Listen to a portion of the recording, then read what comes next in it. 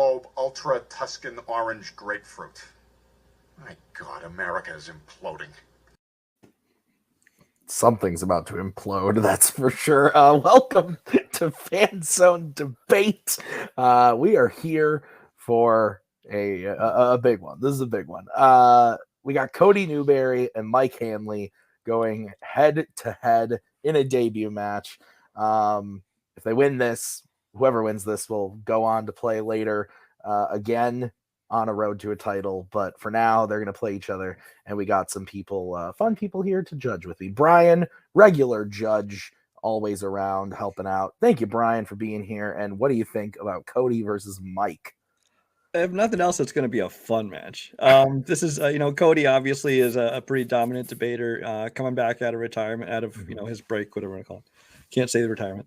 To go against Mike, who Mike himself says he's going to get slaughtered. We don't know that for a fact, but like I said, if nothing else, it's going to be fun. So, yeah, I don't think Cody ever debated at Multiplex, but he hasn't done Fanzone yet, has he? Yeah, Fanzone or that other thing that we called it. I don't think he ever did. But Kirk, current champion of this league, I wanted him here as a judge for a couple of these debut matches to see the new crop. And you're here now, Kirk. What do you think about Cody and Mike going head to head? No, I'm glad this is how we're kicking off this season. I'm glad to be here doing this. Been forever since I participated from this end of things. But yeah, it's exciting. Two guys, Cody coming back to debate after a long time in a new game, and Mike, who we've never seen do it before. But Mike's going to bring something special to it. He always does. I'm excited to see what his style is, how he works it. It's going to be fun. I'm excited to get into it. All right, well, let's start by bringing in Mr. Newberry himself. Cody, welcome. At the end of last season, you decided, hey, I'm coming in. Let's do this officially. And now you're here, and you're playing Mike. What do you think? Yeah, Mike and me watch movies on Monday night, so this is a fun battle that we're gonna have. I'm just gonna try to get him to cuss as much as possible. No, but I'm done with trivia basically in multiplex. I stepped back this year and just decided not to play or manage. So I've always enjoyed debating and like. Prepping for a debate is complete opposite of trivia because you get to actually watch the movie for its intention and find like the stuff that you like about it and stuff, or the stuff you dislike, instead of learning what profession somebody is or what war something takes place of a captain or general. So it's a lot of fun to be on this side of it because I don't give a fuck at this point, and I get to yell at people. So that's why I'm here. Yeah, I'm excited. Kirk in that last debate showed like how dominant he is, and I was like, you know what? I never got to debate you, which I'm glad because our friendship got to stay intact. But who I would like to yell at is Kirk, so let's make that happen at some point down the line. So I'm going to give my best performance possible out here. I'm going to Florence Pugh it, if some would say. I'm going to give like one of the best actresses working. So it's going to be a lot of fun. Let's see. The one of the best actresses with under 10 films. Off to a bad start. Check your mailbox next week. So, now we will bring in your opponent, Mr. Mike Hanley. Mike, welcome. Mike, you reluctantly said, yeah, I'll do it. I'll play Cody. And now you actually look like you're ready to have some fun. Mike, welcome. How are you feeling about this match? I'm just here for the shits and giggles. I'm getting my ass whooped in this. Come on. This is ridiculous right now. What the fuck am I doing in a debate match? I can't even manage Nazario for a fucking windmill. I'm trying to make him lose. I did get him to cheat on his wife, though, so, we get to get a shit Okay. So, guys, here's how the show is going to work. The players drafted 2 categories apiece. We then came up with 4 questions for those categories, and they're going to debate them here tonight. They will each get a 1-minute opening, followed by a 5-minute free-form debate between the 2 of them, followed by a 1-minute closing for each player.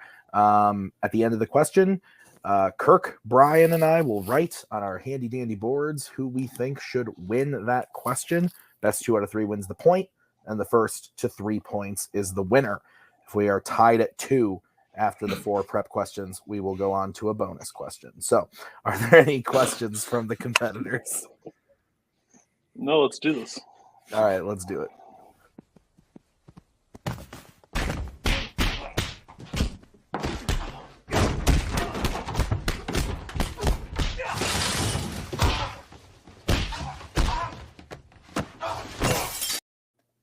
I'm so happy. Okay, so the first category that we're gonna dive into tonight is going to be the category of horror films from the Warzone side of things. This was chosen by I Wonder, Mike Hanley. The question is, what is the worst horror movie of the 2010s? So, Mike, since you drafted this, you are going to get to go first. You will have a minute to open your argument. I will come in when you have 10 seconds remaining to give you a little bit of a warning and cut you off at a minute. And whenever you start talking, your time will begin. All right, so I went with 2018 Slender Man. Know why? Because it's a piece of shit, that's why. You got characters that make dumb fucking choices. It's a concept that could be interesting, but no, they make a shitty movie out of it, so fuck it. Slender Man. All right. Ending about 45 seconds early. We will bring in Cody now for his 1 minute opening when he starts talking. So I went with 2019's The Haunting of Sharon Tate. Now, the reason why I picked this movie, yeah, are there a lot of bad horror movies every year? Yes. And do I see any of them? Probably not. But this movie literally takes a real life scenario and stretches it into 90 minutes, makes it something the movie is, the story behind it is not. Tried to put Hilary Duff as the lead of this character. And it kind of just politicizes something that's actually real in events and makes it into a horror movie, but it's not scary in any way. It's kind of grotesque and gory and nasty, like gross. So overall, the Haunting of Sharon Tate was just like a cheap cash grab to try to draw people into like a true crime area with like some psychological, spiritual things. So yeah, Haunting of Sharon Tate, absolute garbage of a film. All right. So, Sharon Tate, Slender Man. Oh, shit. Mike is fuzzy. Love it. it. Gentlemen, you have 5 minutes when one of you starts talking. Don't talk over each other or I will come yell at you.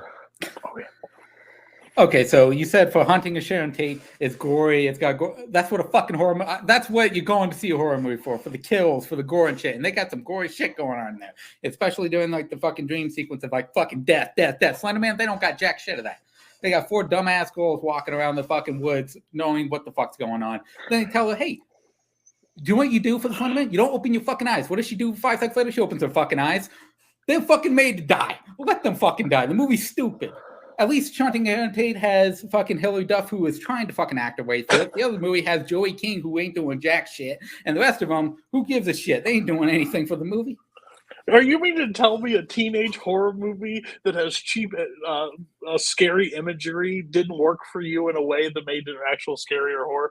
I'm shocked. They come out like 6 times a year, and Slender Man was popular for a video game, and it maybe didn't scare you, but it probably scared the PG-13 crowd they went for.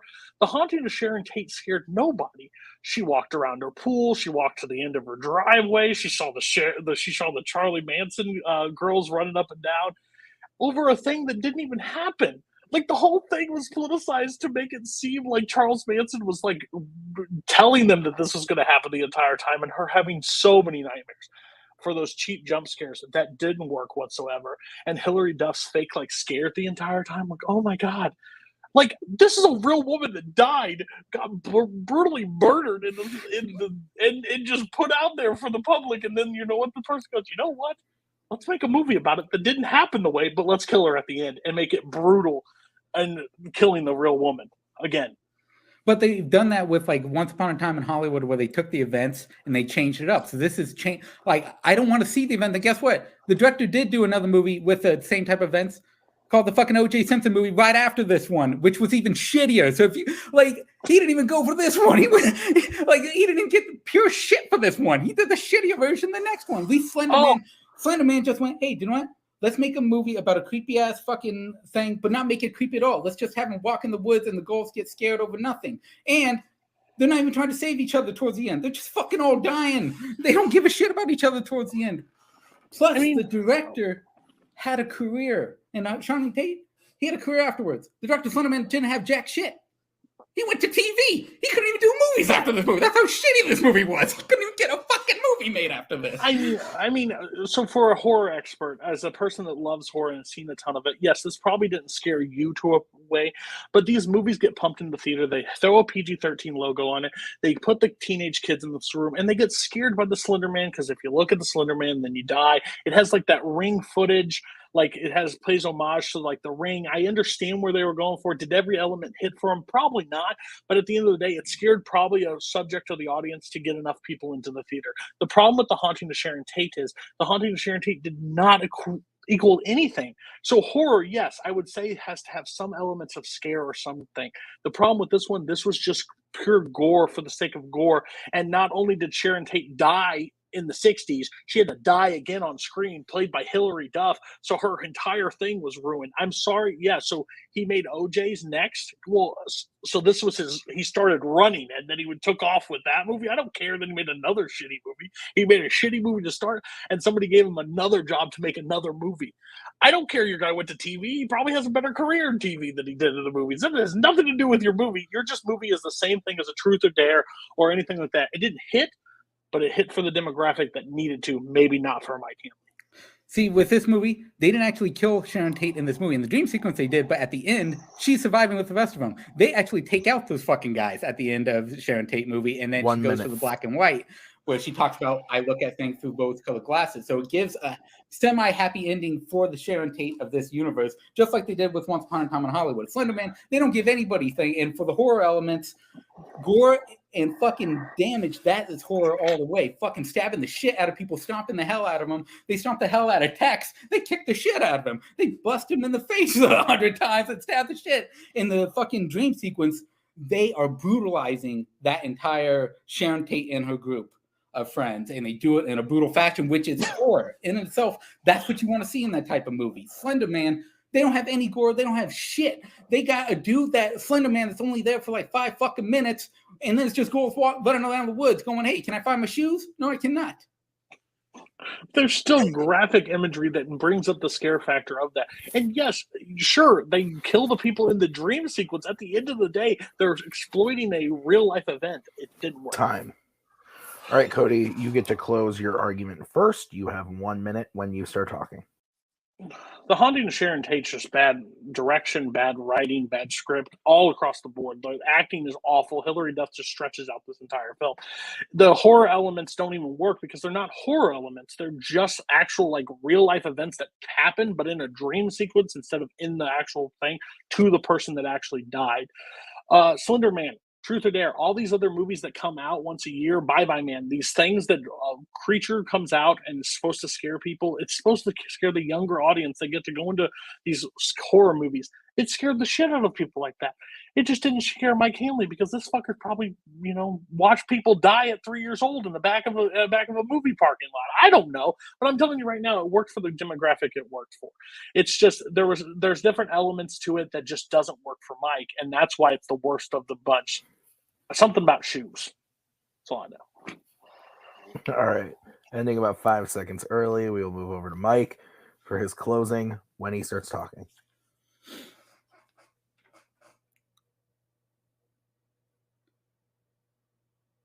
Haunting of Sharon Tate does have horror elements, and it doesn't go by the exact story. If you want to see a worse version of that story, you watch the next movie he fucking did. If you watch the next movie he did, the OJ, if you pick that one, then I would say, hey, that's one of the worst fucking movies. This one is a bad movie, but it's not one of the worst movies. Slender Man does not have any horror elements at all. If you look at the reviews, they're all fucking 0.5.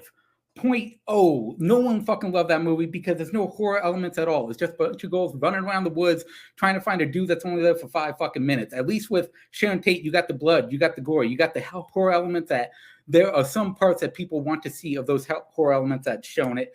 Hilary Duff does an okay job. She doesn't do amazing, but nobody in Slender Man, you can tell me, does an amazing job. At least in fucking Sharon Tate, you got Hilary Duff doing an okay job. You got some of the people trying to work with it. Slender Man, they're just fucking running around lollygagging. Okay. Also ending about 5 seconds early. We will bring in the judges. Do we all have our votes? Not yet. Okay.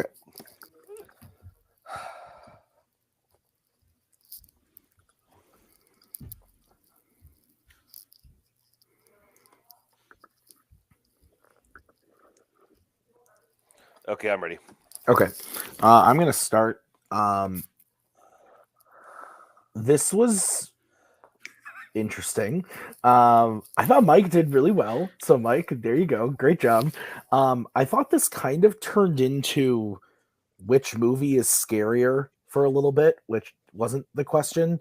It kind of devolved into that for a little bit. And Mike kind of hit some of the things at the end about what makes Sharon Tate good, but I thought Cody did more talking about why Sharon Tate was actively bad with like the writing, the directing, the everything about it was bad. And the fact that it like took a real life event and just kind of like used it as like a way to try to get a cheap horror movie is in bad taste. So I went with Cody. Kirk, you're gonna go next. Oh, this is really close. This whole debate's like it's going to be exhausting because these guys just can both really talk. And they both you're Tim, you're right. It did turn into the scariest movie, but I mean they both kind of went with that criteria, so I based it off of that mostly. And what it came down to, I actually went with Mike because I think Mike did a better job, just slightly better job of. When he hit Sharon Tate really hard. Where it is scary. It is a certain type of horror, and it's there. And there's elements we're missing from Slenderman. And I didn't hear from Cody, anything rebuttal as far as where those were. So that's why I went with Mike, but just by the slimmest of margins. Okay, Brian, you get to decide this one. This was interesting because kind of went back and forth a lot. In the beginning, I thought Cody was kind of dominating it, making a better point of why his movie was worse and things like that. And whole fact that it took a real life story and in bad taste and all that. There was a turning point in the middle where Mike kind of caught my attention, where he says, at least yours had the brutality, it had the gore, it had these things that a horror movie is supposed to have. So it became to me, is Sharon Tate the worst movie? Probably. Is Slenderman the worst horror movie going by horror criteria? I think so. Get the fuck out. Oh my god! And I will say that even the demographic would hate Slenderman. I have not seen Sharon Tate, but I have seen Slenderman. I've seen neither of these, so it was Slenderman. Neither of I actually made a point of not even looking at the questions before because I didn't want to know anything going in. That's fair. All right, so Mike is leading. This is fucking insanity. All right, so we're gonna move on to the next question, which was drafted by Cody. It's in the category of James Bond. The question is, what Craig era James Bond actor or actress would you want to see come back for the next James Bond actor's movie? So, Cody drafted this. He gets to go first. Cody, you have 1 minute when you start talking.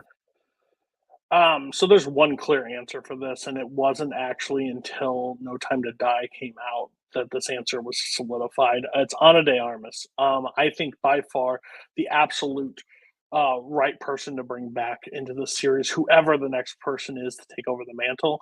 Honestly, I would be okay with her taking the 00 status, but I doubt that's where they're going to go. I think she'll play the Felix Leiter of the next character, and I think that's where you needed to go in the story. Ana de Armas brought in so much like charm, and like it seemed like she had chemistry with Daniel Craig like at the jump, and they never even met each other on camera. It was my favorite scene probably in No Time to Die, when that scene happened, when they were actually together. And I just think where they could go, and I can't think of the other character's name because I didn't do research, but they were always saying the other one's going to be the 007. I think this one was the clear person to lead the franchise or be the partner where Jeffrey Wright left off. So absolutely, Ana de Armas is the choice. All right, time. Okay, we'll move over to Mike, who has 1 minute when he starts talking.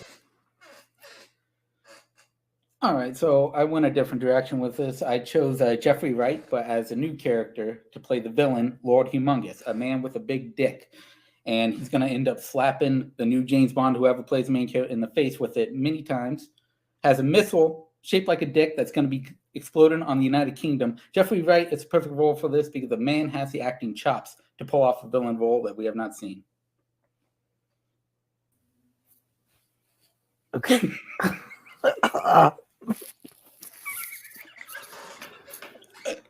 I guess we've devolved into Jote. Guys, you have 5-minute freeform when one of you starts talking. Okay, I'm gonna take your argument as 100% serious. No, not happening, not ever gonna happen. The problem with your pick is Jeffrey Wright died in the last movie. No spoiler to everybody, but he It's dies a new character, I said. I get that. I will take that. Jeffrey Wright's character died in the last one. So to bring him back and show him up as a different character, and especially a big swinging dick guy in this movie, just doesn't make a whole lot of sense for me. I think a lot of the audience will be really confused by it. I just don't know how James Bond went from where it went to this villain to be able to be taken out of. I don't know how you show the scene of him hitting him in the face with it. Ana de Armas brings the charm. I think she could be the Felix Leiter, like I said, character throughout the series, help Bond in those little missions, shows up when she has to, but doesn't have to be the main focus of the film. Even if they made her the main focus, I honestly wouldn't hate it. I think she's got so much acting chops. I think she's on the trajectory to be one of those great actresses working. So I'm all on board. Anything she does in the next Bond movie, I think she needs to be in it. So I think with her, you have an everyday character that you've seen throughout the James Bond franchise. What you need is a new approach. So you need to take the Austin Powers version, you need to meld it with James Bond. You need a new approach to James Bond. So you bring in Lord Humongous, a man that's going to use a dick to use his power. He's going to slap the shit out of James Bond with it in many fights. And like, and Mama's, brilliant actress. Won't take anything of that, but you can do better with that. There's many other female actresses you can bring in there and do better. But with Jeffrey Wright, you have not had a villain that has a big dick like he does. That'll slap the shit out of James Bond. Okay, so here's the thing. You're saying that there's this character that's been in the same character that's been there a lot. That's not true. Ana de Armas taking control of the Felix Leiter role has not been done in Bond. The closest one is Moneypenny from the Craig series, but even then, she still goes to like a desk role. She doesn't really be that character, that heroine that you could kind of move the story along and help through it, and like help a new 00 through his first mission, or a girl who's doing it. And I think that's the start. She showed her stunts ability, her able to use a gun and help Bond out of a sticky situation where they didn't have it. I think you pair her with any Bond moving forward. I think that's a chemistry that has what Craig and Wright had throughout the whole Craig series has moving forward after that. I understand that you would love to Austin Powers make it, but if you want to, just wait for Austin Powers 4. You can do the big swinging dick. I don't even know who you bring in. I don't see, when I look at Jeffrey Wright, I don't see big dick energy. I just don't see it. I don't see like he can command the weapon to be able to hit Bond in the face with it. I just don't. He already got his nuts touched by in Casino Royale. I don't need to see Jeffrey Wright swinging a dick and hitting Bond in the face. That's why you take that scene and you have to better that scene. You got to go 1 inch further. So you do it with his dick. You slap the dick face across. Here's my question for you, Bond. I have an honest question. What if the next movie they choose to make the 00 a female? I think that's very inconsiderate to do that in front of a film. I think that's not the right direction that you need to have, and I think you'll have outroar and people not showing up to James Bond, and I don't want that to happen. Or Jane Bond, whatever one they go with. The outroar is going to happen regardless if they have a female James Bond in there. So at least with that outroar, you bring in a new element to help that approach. All right. With your character, she would do well, but there's other actresses that can take that role better than she can in that direction. Like what's her face from Haywire? You can bring her in; she can do better stunts, with better everything. But with Jeffrey Wright, you have that fucking ability to bring out a full-blown villain that's going to use a dick missile to take out the United Kingdom. my question also is Jeffrey Wright. Jeffrey Wright is so everything's like canon and Bond. They all carry over. Even like Moneypenny has went from Bond to Bond. Like they all know each other. So when they show up, the people of the James Bond world will also know that Jeffrey Wright looks a lot like Felix Leiter in the last one, and now he's took over a dick missile. And I don't know how that doesn't ruin the canon of Bond. It doesn't ruin the canon because it's his twin. Time. Mike, you get 1 minute to close when you start talking.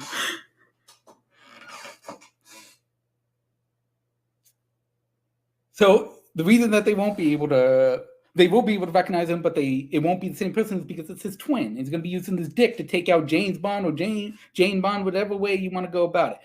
You have different actresses that can take the role that you're suggesting and do it better than she can and be more entertaining. You need to change up James Bond. You need that new approach since Daniel Craig is now dead. You need the new approach to that. So you need to take a new approach to James Bond. So you mix Austin Powers with James Bond. Boom. Dick slap energy. All right, Cody, you now have 1 minute to close when you start talking. The new approach I want is not with a giant dick missile. I don't want this in any way, shape, or form. I don't even want Austin Powers to go this route. What I want is Ana de Armas to take over a role inside James Bond that she had no time to die, that she got 10 minutes of screen time, that she stole the scene, and I want her put in there at some point. I don't care where she plays even a bad guy. She just needs to be in the role. It doesn't. Apparently, characters don't matter. So she can be anything inside the James Bond world. I think she works out perfectly. And I think she'll be the perfect pair to go with the next set of Bond, whoever it is, or whatever team it is, or whatever direction it is. She just needs to be in there. Jeffrey Wright had his time to be in the film. He did fine when he had it. Ups and downs. He died perfectly. He went off the scene, and his twin brother can keep his dick somewhere else, but not in James Bond. Okay. All right. Boy. Tim's never been more uncomfortable in his entire life. I just don't know what happened to my life. Brian, you decided the last one, so you get to go first on this one, you lucky bastard. I will say, from the minute that Cody said Ana de Armas, he already kind of had me because I agree with that choice. However, I always, wait and listen to the debate and judge not by my own taste, by the way. But that is the right choice. Let me just say that up front. As far as the debate, I was halfway through. I was trying to figure out if he was talking about literally slapping his dick. At first, I thought it was like a metaphor, and the more I listened, I'm like, oh, he's actually using his dick. Yeah, this is a pretty easy choice. Oh, that's all I'll say, Cody. If I take what Mike said seriously, like Cody did, which I feel like I have to as the judge here. So I take what he says seriously. He was throwing out a lot of bullshit. He gave a pitch. It was a bold pitch, but Cody was able to tear it down pretty easily and gave us a really good pitch for Ana de Armas coming back. I love that pitch as like the new Felix Leiter character. I think that's genius. So Cody for my vote. Kirk, where did you vote and why? Yeah, I think Cody's biggest challenge here was, after Mike's initial opening and, kind of revealing his the way he was good. Cody's biggest challenge was keeping this fight on the rails. Be really easy. Just got to get swept off your feet by that. But I think you did a good job. Mike almost had me with the twin plot twist, but I did ultimately go with Cody. Maybe if it was a Bond gay porn parody. Jesus.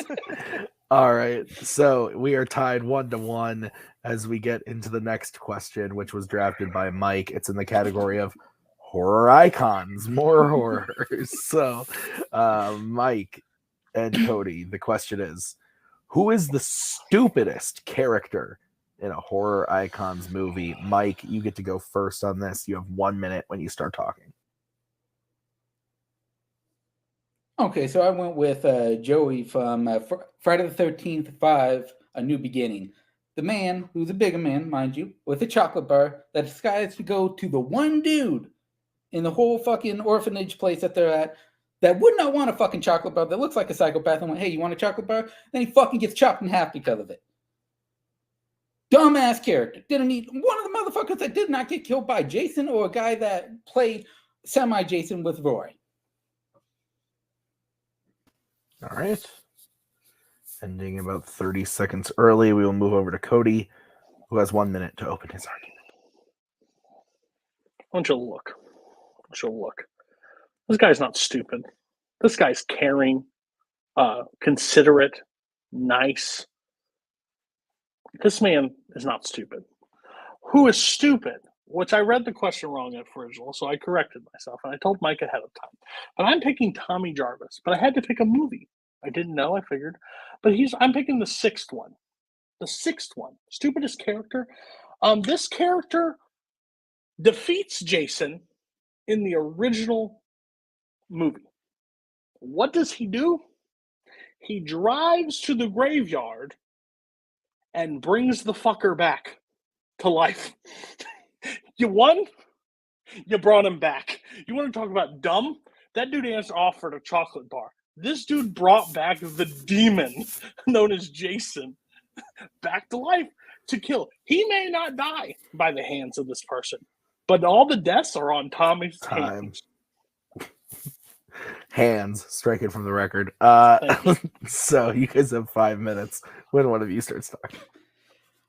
All right, so Joey, the man is not a good dude, mind you, but he starts talking shit to him while walking away. So it's going to piss him off. And the movie would not exist if it wasn't for this character fucking dying because of his dumbass chocolate bar.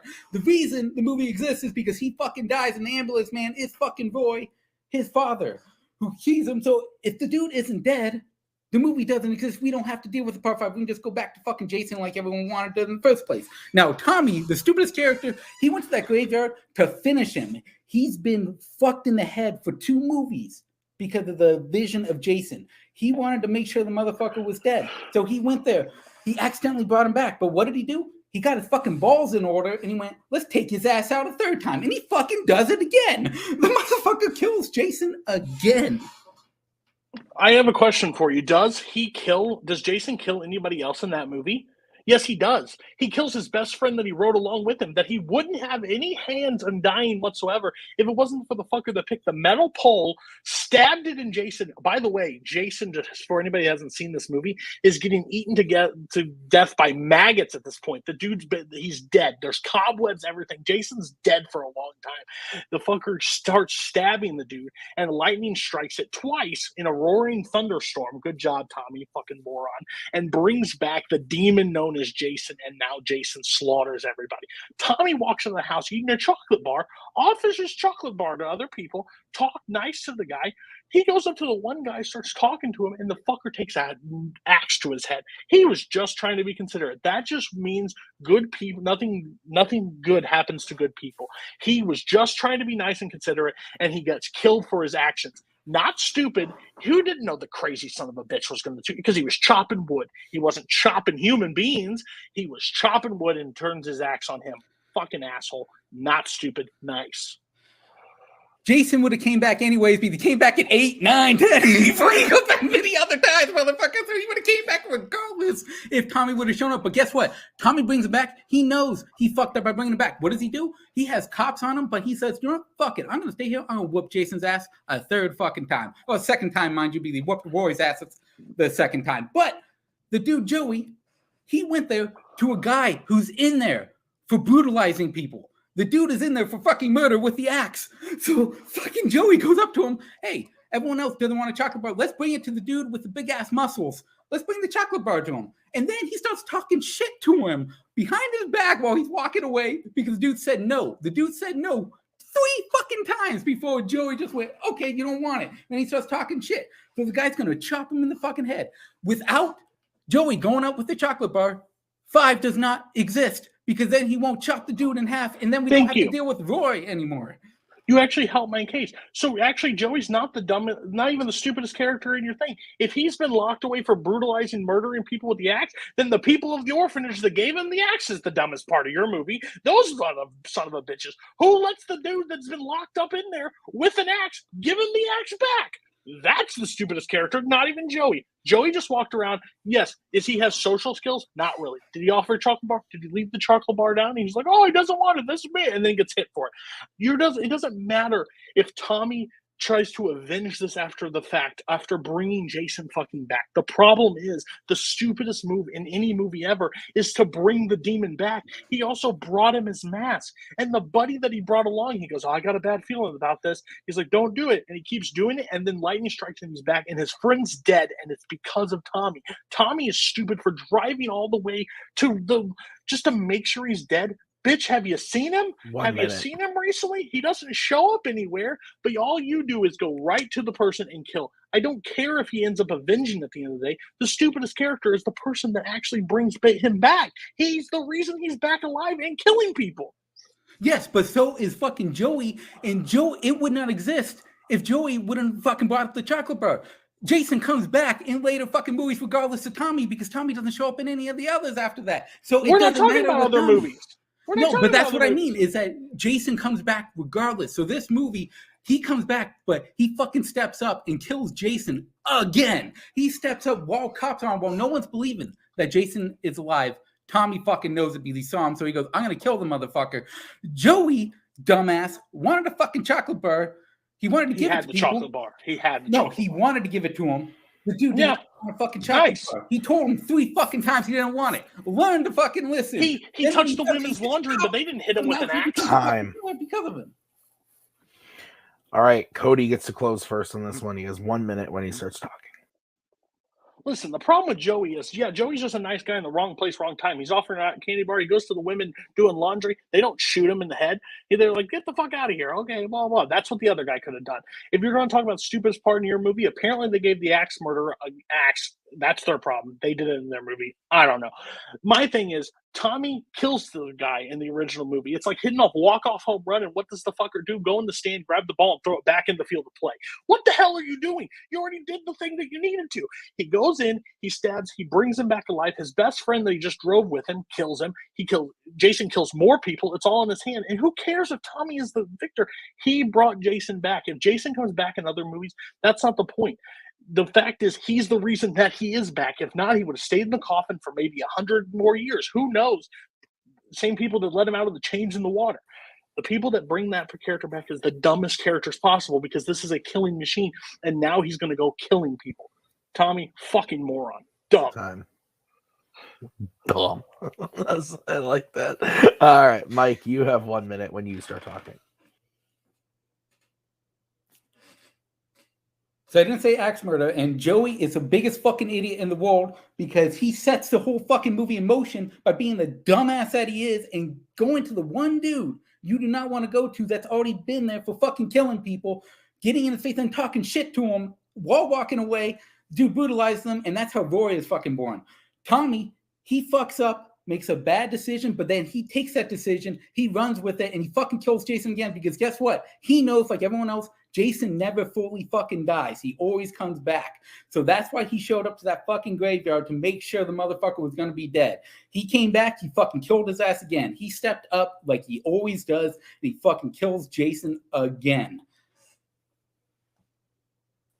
Okay. Ending about 15 seconds early.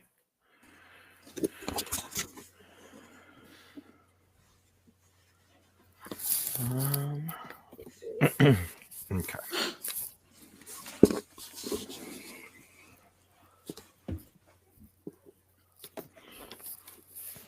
I was cammed off, sorry. All right.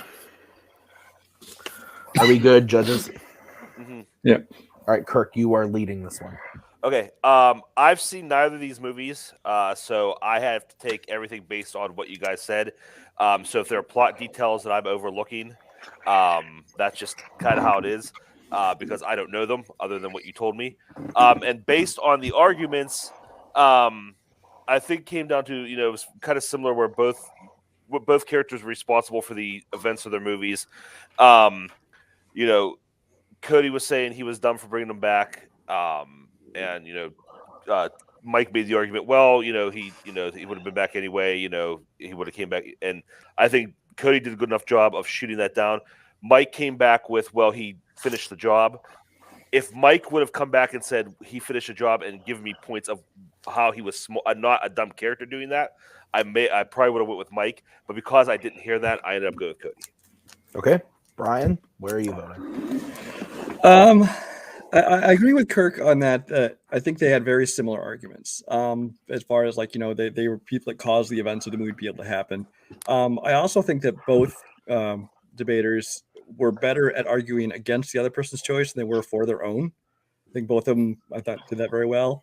But I guess the deciding point for me, I think was Cody. I think when he pulled out the fact that Joey wasn't even the dumbest person in that movie because the stupid person was the one who gave the axe murderer an axe, I had to give him that.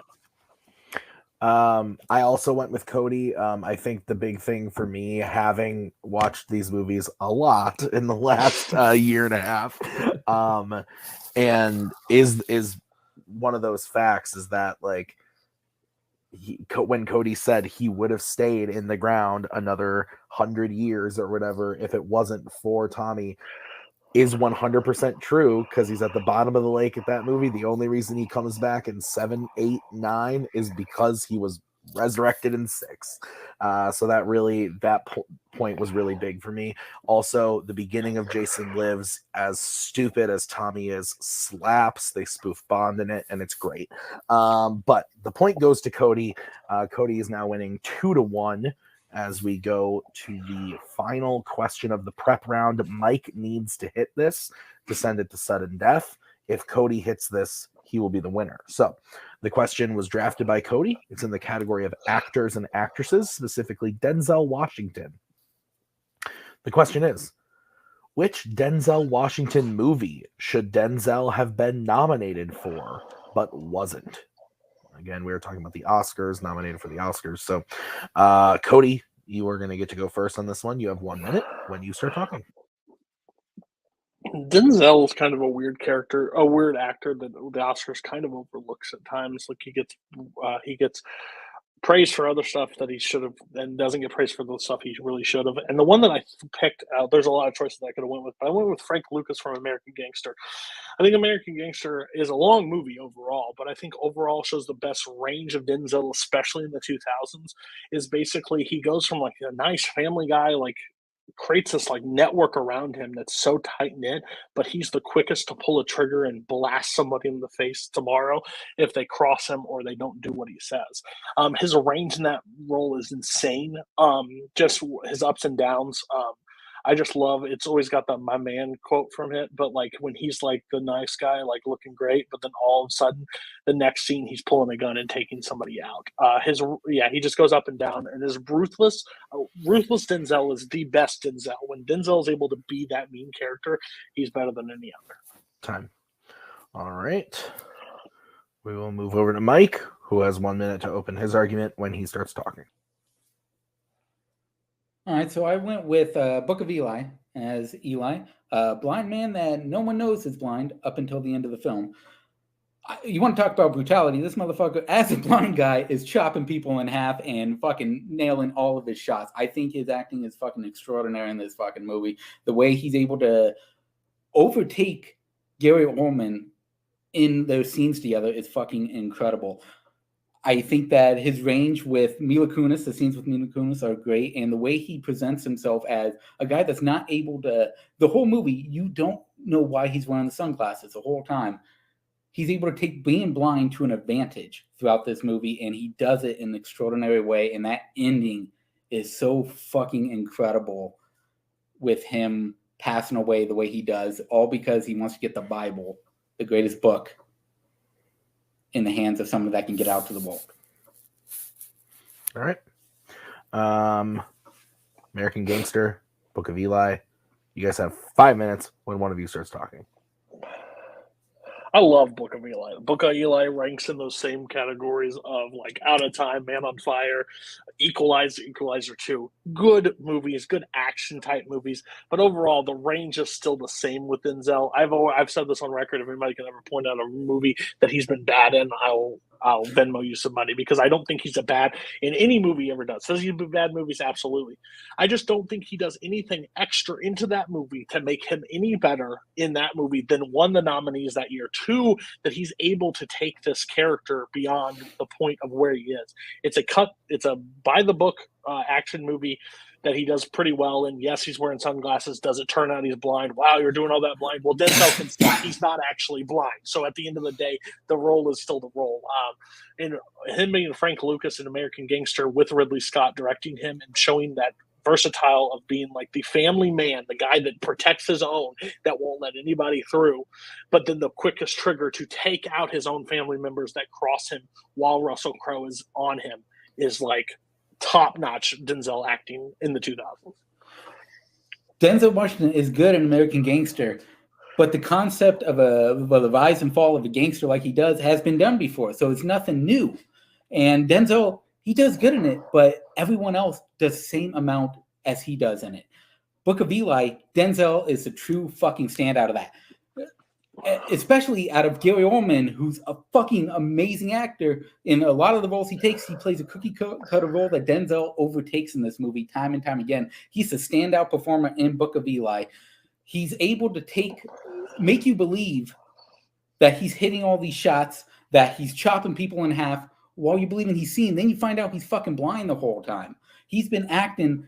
Every movement you see him make is him as a blind man.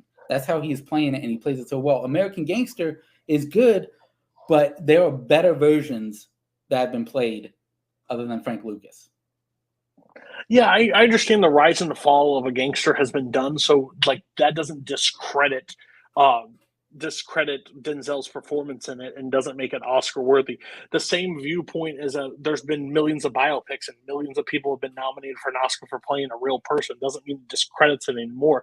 The fact that he was able to carry this and also carry the weight of every other movie that's been done by a gangster about a gangster and able to carry it and still have the same rise above the traditional gangster movies, that shows something that he's not able to do. And you're saying like he's with in his group of with like Russell Crowe and people that he doesn't outshine in that movie. That's absolutely insane to say.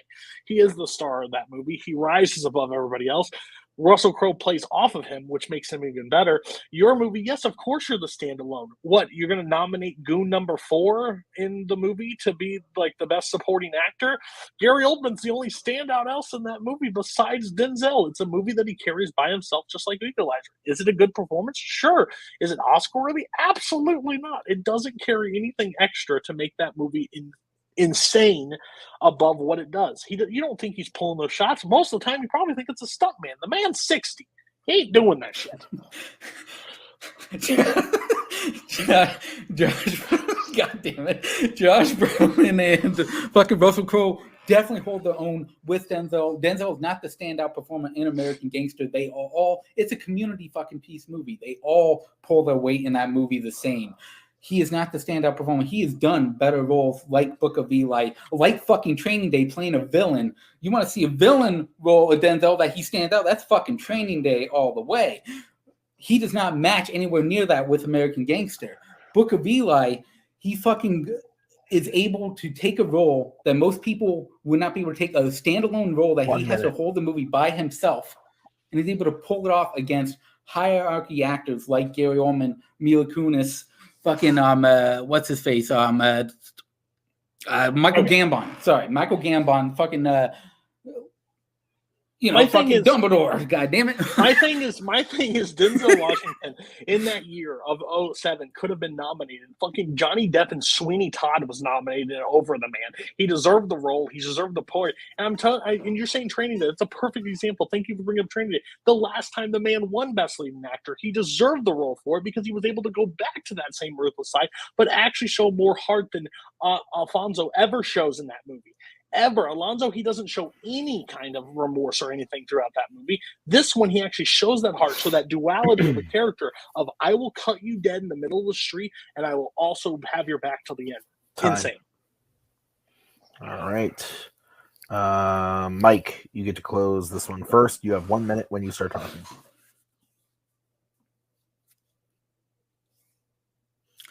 I bring up Training Day because that's a similar role that he did way fucking better with Training Day than he did with American Gangster. American Gangster is like the security guard version of fucking Training Day.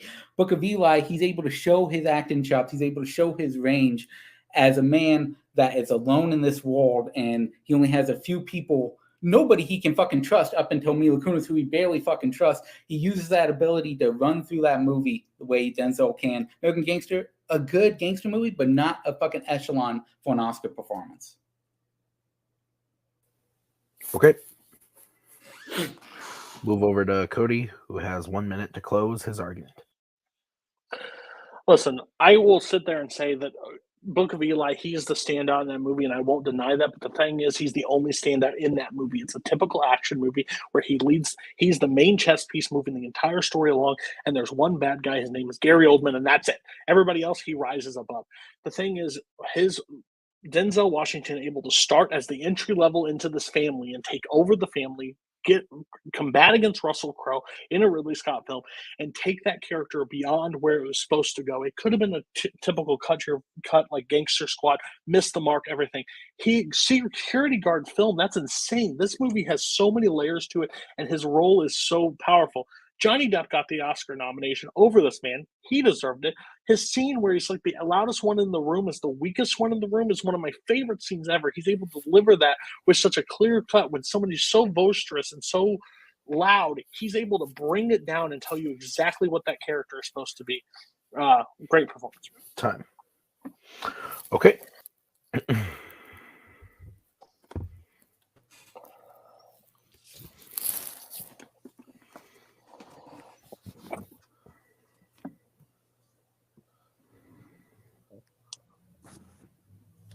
We all ready to go?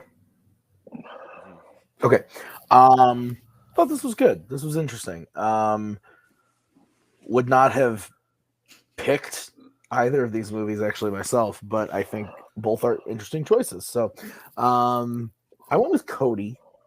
I thought that Cody did a better job of saying, like, he's not bad in any movie, so he's not bad in the Book of Eli, but there's nothing in the Book of Eli that puts it over the top that makes it Oscar worthy, like American Gangster. And Cody actually brought up examples of actors from that year that weren't as good as Denzel in American Gangster. So that point really hit for me. So I give it to Cody. Kirk, you're going next. I second Cody. Like what you said, Tim, is that Denzel really does no wrong. So it's hard to say that a Denzel performance is bad. And I don't think either of you tried to argue that necessarily, just why it was lesser. It did. I heard way too much about the ancillary stuff in the movie and not the performance. Not the, and I think you both towards the end started talking more specifically about the performance. But what sealed it for me was one person actually brought up the Oscars, brought up the idea of nominations, and that is what sealed the deal for me. So I also went with Cody. Okay, Brian, your vote doesn't count, but where would you have gone? I also voted Cody. I think what got it for me, I think Cody made a good point with Denzel in a cast that was already full of all these great performances. He kind of stood out, but especially when he talked about how in his movie he had his character. He was able to portray this great arc from just starting out and rising to power and all that kind of thing, and it was a little more than whereas in the other film it was kind of a straight performance. Yep. All right. So that means your winner is Cody Newberry. Moving on to the next match. So we're going to start by talking to Mike. Mike, great job. You came in saying you were going to get your ass kicked, and that didn't happen, Mike. You got a point, and you did really well in almost all the fights that didn't involve penises. So honestly, great job. I'd love to have you back on the show because I think you did really well. How are you feeling about the match? Yeah, I came into knowing this was a losing fucking battle. I knew Cody's one of the best debaters in this community. I was gonna get my ass handed to me, but I love Cody to death. I wanted to fucking face him just to have a good laugh. Yeah, did I take all these seriously? No fucking way. I didn't take any of these fucking really seriously. He deserves to fucking win, and yeah, I'll come back for this. It's fun. It's good times. Great. All right, Mike. Well, we'll get you back in as soon as we can, but let's move over to Cody. Cody, you are moving on. I can tell you who your potential opponents will be soon, but how do you feel about your return to debate? I'm rusty as shit. Okay, I am absolutely rusty as shit at this. I've seen it for a long time, but actually doing it again, like thinking counterpoints on the fly, like there was like gears that had to like snap loose in my brain to get me going. Like it was fucking nuts, Mike. And hats off to Mike. Won that first question absolutely out of the gate. I had no problem with you all like voting for him. I saw it, and I was like, fucking hell, I'm backwards in this. I also didn't think I was going to get to that question, hopefully, because I thought I could win the other three, and that's what ended up happening. So lower prep on that one definitely didn't help me. No, I felt good. Kind of helped me with like you and Kirk and Brian here, three people that are pretty, I would say, tough on debate judging. So to have you three as my first person, that was probably the best. So I know where to like go and critique. Oh, Mike and me, me and Mike are tight. Like we watch movies every week together, so we're probably watching one after this. So I was just happy to fight him. He threw me off my game. He told me beforehand, he's like, I got something up my sleeve. Didn't know it was Jeffrey Wright's dick, but I'm going to be honest with you. He made me prepare, and I'll probably use him to help me prepare for other things in the future, but like able to like swing past that, I was like, no pun intended. I was able to get out of it from my line of face. So it was a lot of fun. I'm glad to be back. Well, Cody, with this win today, it doesn't mean we won't see you until after the next title match, but what it does mean is you will be playing the winner of another, I believe, wait, hang on, hold the phone. No, you are going to be playing, actually, the winner of Richard Schwartz and Andrew James Barr. Who do you want, and why is it Richard? Okay, so Richard, my favorite quote from last year when he guessed Saruman for Desolation of Smog. I would love to play him, and I would probably pick Desolation of Smog just for the fun of it. No, but I'm playing Barr. I hope I play Barr. That's who I want.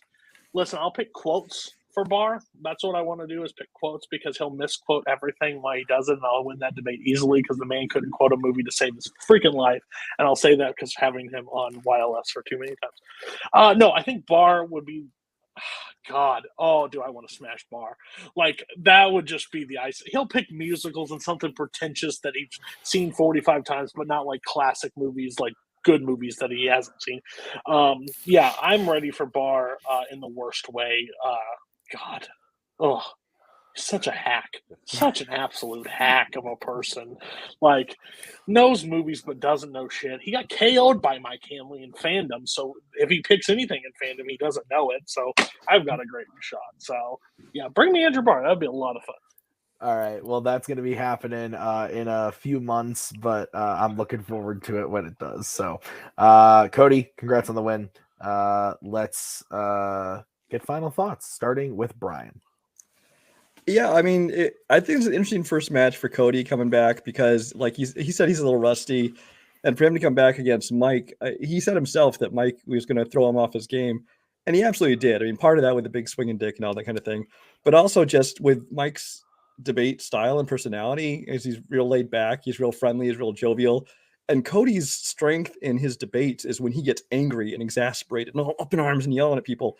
And he can't really do that with Mike. So I can understand how it kind of threw him off there. So it'll be interesting to see in his next debate how Cody, what approach Cody takes. Yeah. And Kirk, final thoughts from you. Yeah, Mike got a tough draw for his, for a rookie debut.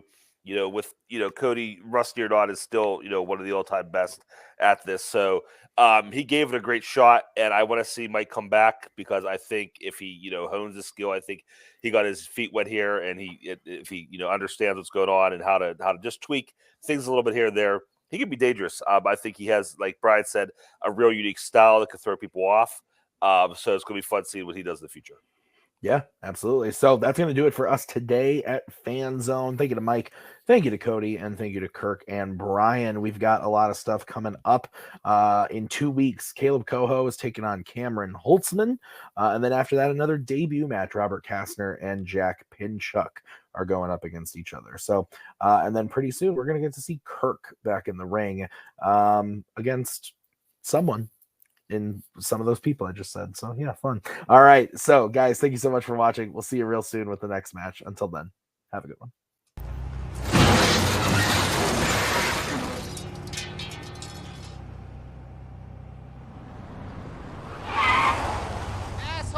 That's my bad. I was sending a tweet.